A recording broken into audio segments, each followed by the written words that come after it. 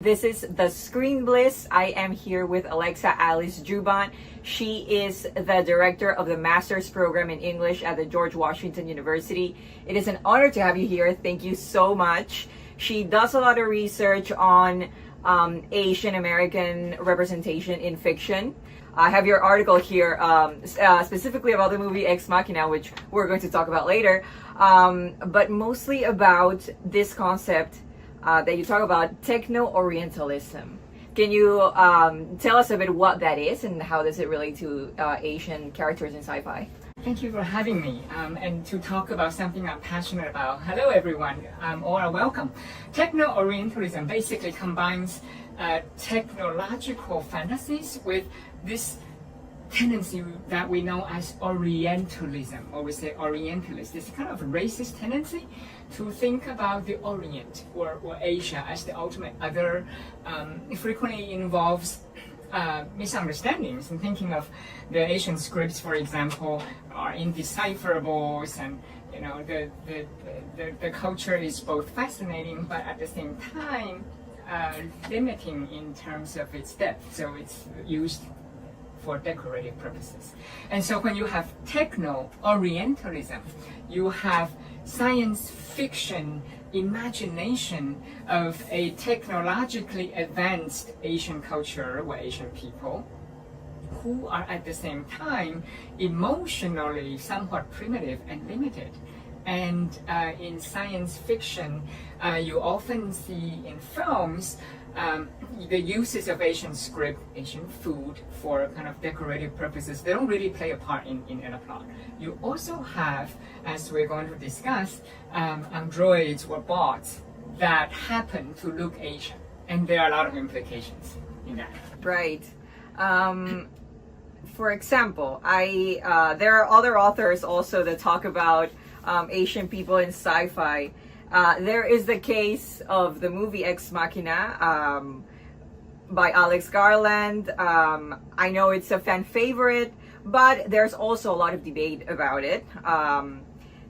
The scholar Nishime, she particularly called it here, I have her paper, the film that most clearly illustrates an investment in the mythology of race as a spectacle, a mythology rooted in yellow-face performance. I wanted to ask you, because you've talked about this in your paper too, about how the character Kyoko, of course, we're gonna discuss spoilers up till the end of the movie. The character Kyoko, for example, she cannot speak English, but we don't know why. She can speak any other language. What kind of reflections do you have about the character of Kyoko? Kyoko, this android bot in Ex Machina who is Japanese looking and is Japanese presenting. I'm pretty sure she understands and uses other languages, even if she's not given kind of the language function in English. There's a bit of kind of white Anglo-centric imagination of if you don't speak English, you must be dumb. Or if you speak English with an accent, like me, there's something wrong with you. So I think that's behind the design of this character. In terms of Kyoko, thank you for sharing Nishime's point about yellow-face performance and about the issue of language. I think there is definitely an investment in mythology of race. In terms of, if you recall, in the film, Kyoko doesn't say a word, not a word in English though, but toward the end, it seems that she can communicate via other means with Ava, without vocal language. Also, she, whenever she cooks, is aligned with her race. There's always sashimi and sushi and Japanese cuisine. And she's made, of course, to fulfill the role of housemaid as well as a sex doll. Yes, absolutely. You're right. There is this moment, by the end of the movie, there is this moment where they kind of plot in a few seconds the death of the male characters. They kind of have like a little communication moment, yes, like kind of a whisper or something, and we don't know what they're saying, if they're speaking in some sort of code or any language. But yes, there is that moment there. What do you think about the character of Caleb, which is kind of a savior in this movie? He is very eager to save Ava from being captive. but we also have Kyoko there, and he even thinks that she is a real human being, and he sees how Nathan, Oscar Isaac's character, abuses her, and we can see that Caleb is a bit uncomfortable by that, but he doesn't really do anything about it. But he does see himself as a savior, right, in this movie. My favorite moment is actually when Caleb is cutting himself up. He's thinking maybe he's one of the bots too. I think it is true, regardless whether that's the case. It is true that he's one of the test subjects. He's brought in here for an experiment on human reactions with sentient bots. But more importantly, to your point, Caleb does see himself as a savior. He wants to save Ava. He feels that Ava has been confined. When, of course, for those of you who follow the film, you will know that Ava can control, for example, the power outage in the compound. She has access to a lot of things, and so she kind of perhaps misleads Caleb. It's also interesting in terms of she understands where Caleb is coming from, and is trying to make him think that love is possible between the two. Right. Yeah. So that's really interesting, and that probably contributed to Caleb's kind of savior syndrome. Absolutely. And well, when it comes to the representation that you've talked about in this movie about Kyoko being silent and docile and making only Asian food, some people can say, of course, like as a counter argument, that it is actually Nathan, the person who is racist, but that doesn't mean that Alex Garland himself is racist. Maybe he just wants to criticize or satirize people who are like Nathan. Do you think that Alex Garland did also fall into some of the Techno-Orientalist stereotypes, or was he actually trying to satirize them? I think there's such a fine line here. Quick answer is the film director has fallen into the Techno-Orientalist traps. Even if in his own defense, after the fact, he can easily say, oh, it's meant as a critique. But that is different from presenting consistently Asian presenting characters and bots as the ultimate other. They don't have an inner life. I think this is also one of our discussion points earlier. And in presenting harm, right, and stereotypes with difficult topics like this, like filming rape, you have to make a conscientious, kind of very conscious, intentioned effort of presenting it for a particular purpose rather than simply for exhibition. And so I think that's where things are going south. There's too much exhibition without actually having any of the characters or the bot have any moment of intervention or a bit of agency. Even, I'm not talking about at plot level, like happy ending or anything like that, but you do need to consciously build in moments of self-awareness or moments that allow audiences to start to be more reflective on what they see. If you look at the reception history of Ex Machina, that's not what happens. I talked about one of the points is that Kyoko is not even on the film poster. A lot of reviews don't even mention this character, right? So she's silenced in the film and silenced in reception. So in that regard, I say the director really failed. Right. And talking about failing Kyoko as well, our next point is about feminism and female liberation, which apparently it is one of the themes of this film, right? Ava, the big ending of this movie is, wow, now she is free. Now this female character is free from the men who were keeping her captive. I was wondering, how do you see this example of female liberation?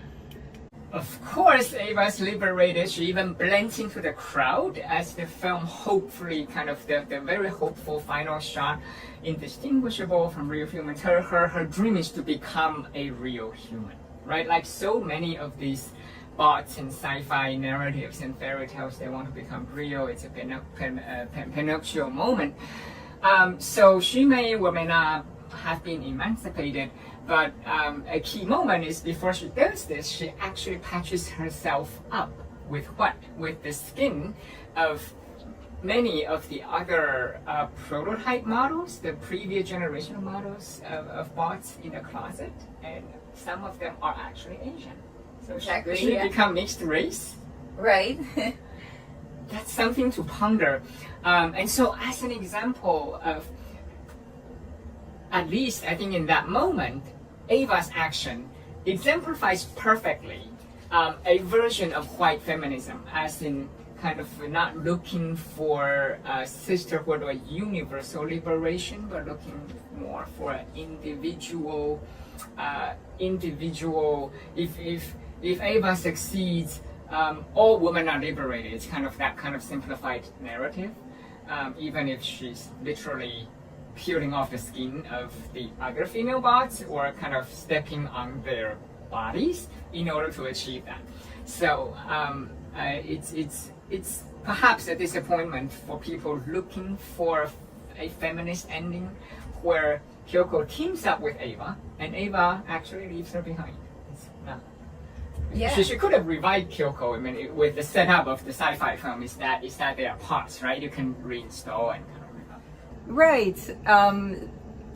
Ava basically asks Kyoko for her help, and when Kyoko dies, Ava is like, "Oh, okay," and she just keeps going and doesn't even look back, doesn't try to carry her, like you said, try to fix her in some way.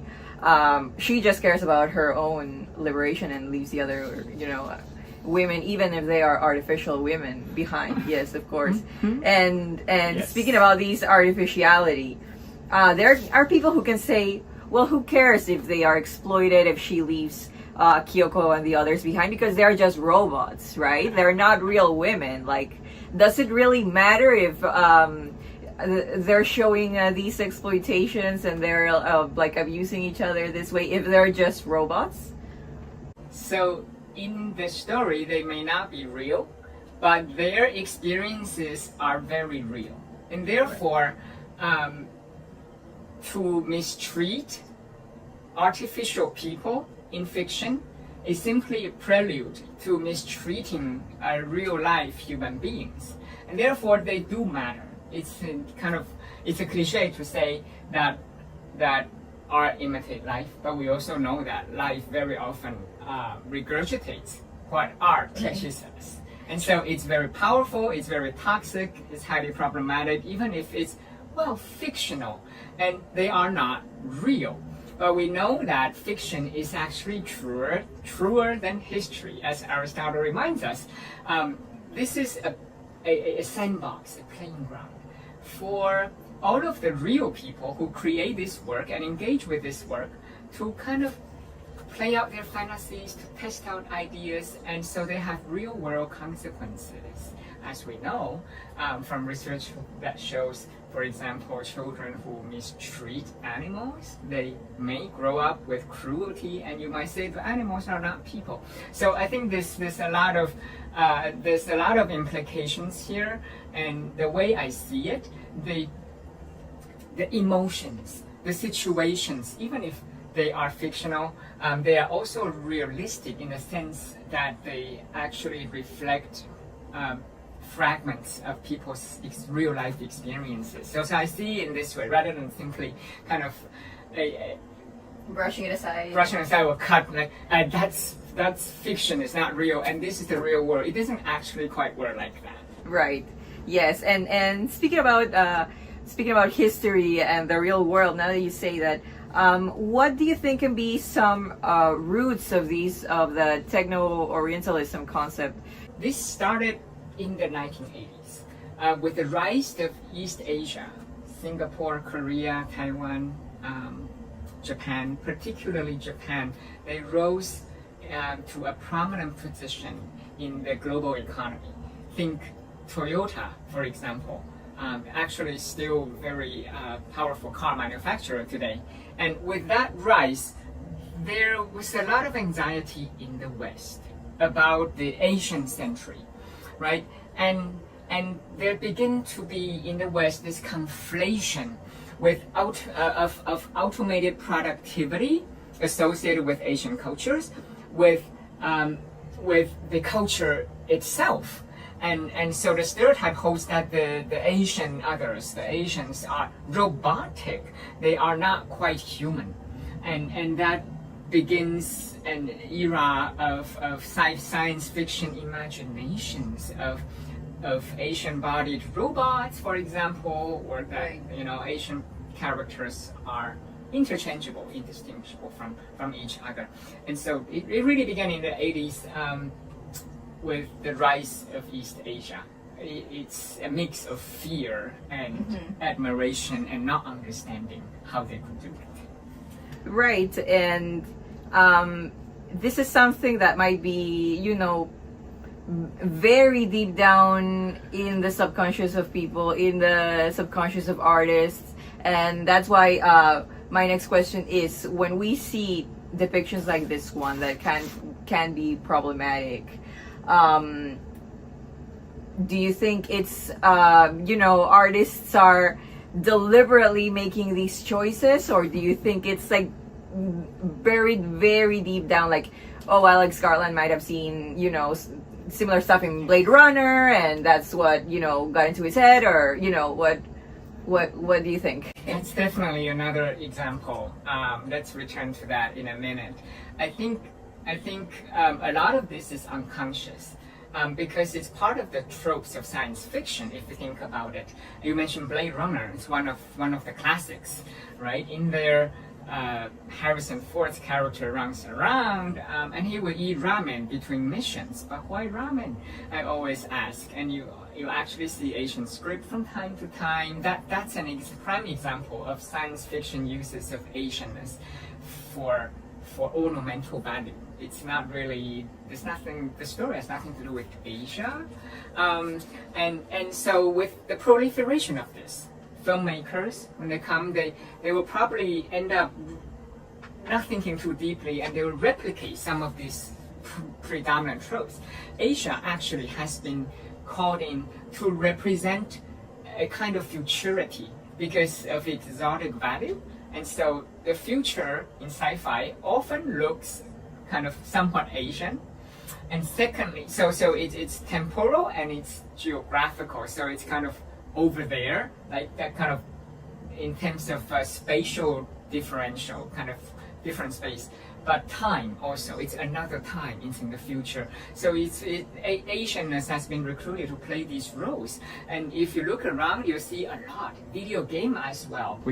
Yes, I Blade Runner and Ex Machina are just some of the few examples. There's also Cloud Atlas, there are Ghost in the Shell. There are more examples out there, definitely. Do you think we can still call a movie with problematic tropes a good movie, and can we still enjoy it without feeling guilt? What do you think? We definitely can engage with these kind of works. I don't think guilt is part of the question. Now, enjoyment is a very kind of subjective question. My answer is we should engage with these so-called bad works. There are never good works because times evolve, right? And our thinking would evolve. So it is futile and counterproductive to look for the good work to consume and enjoy without guilt. That really is not the point. I think I want to quote feminist bell hooks, who had this excellent theory called oppositional gaze.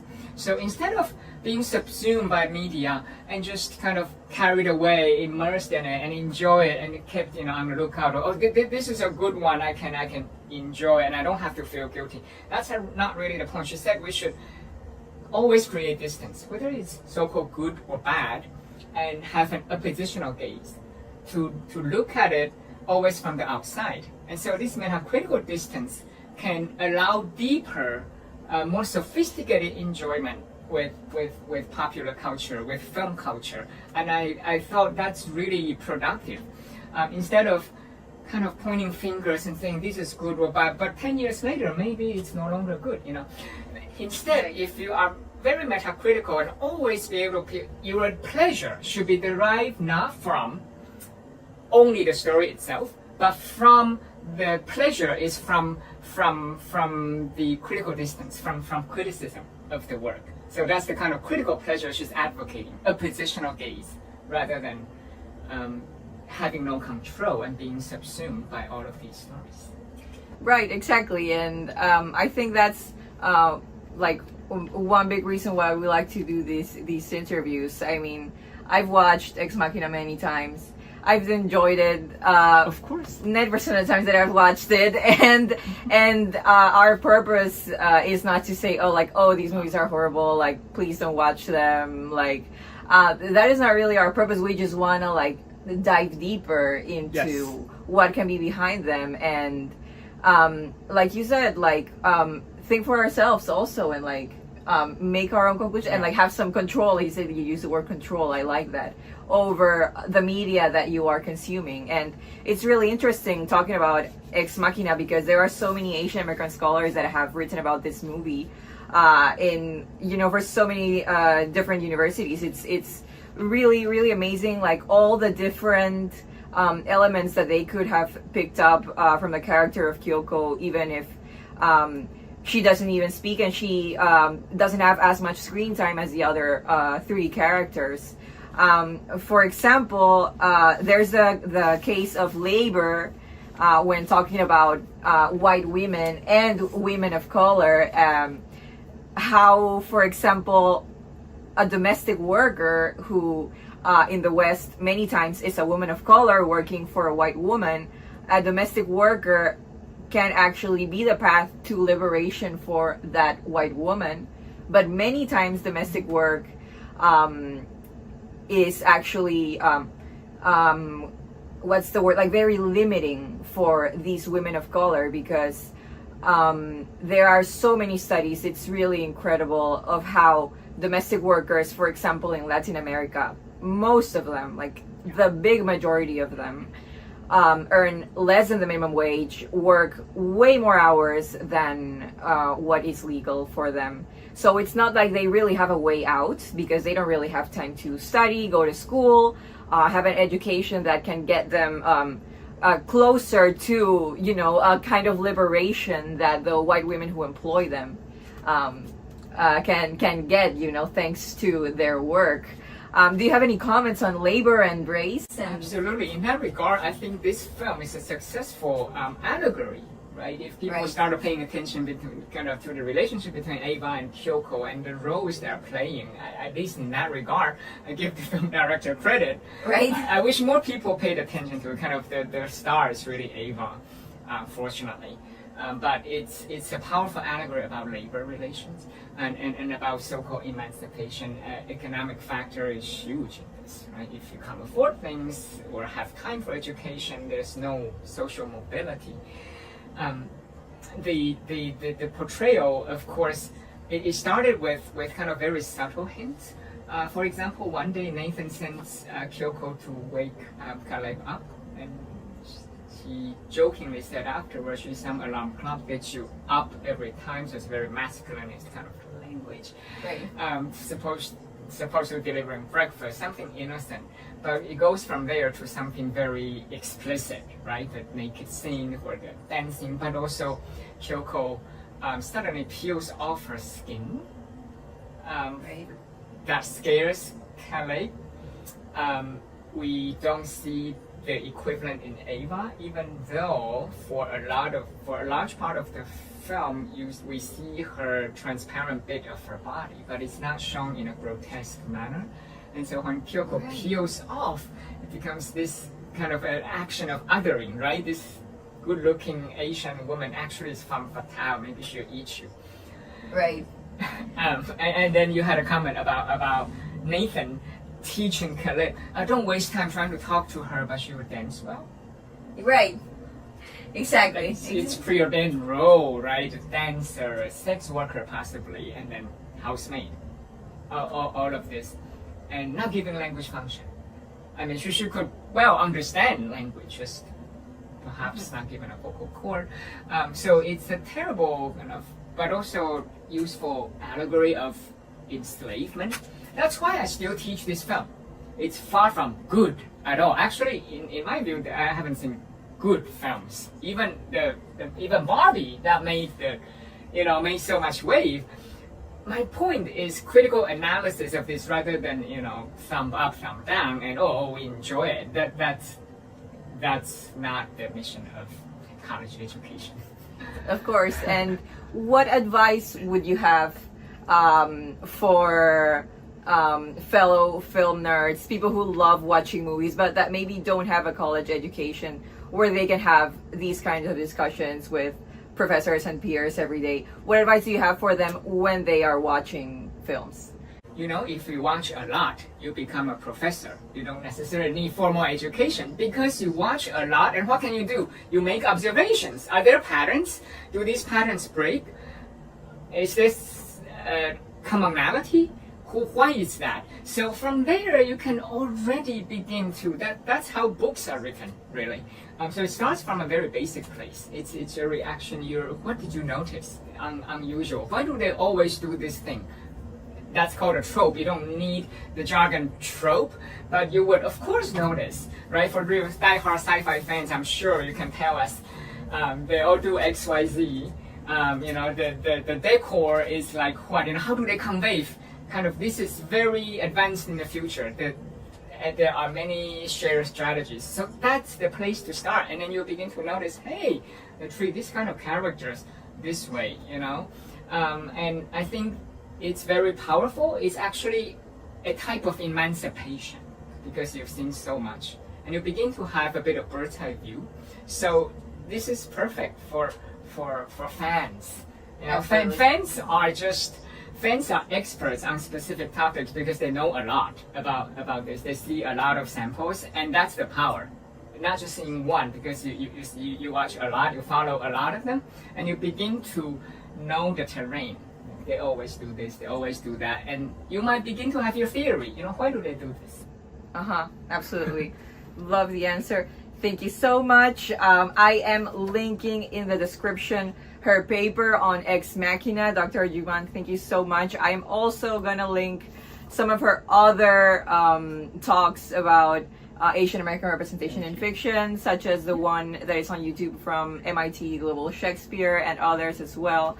Thank you so much for your time. We are very grateful, and we always learn so much from you. So thank you very much. I'm sure people will have many more questions, and please let us know because we would love to do a session like this again. So please let us know any questions, comments. We will read them all. Absolutely. Thank you very much.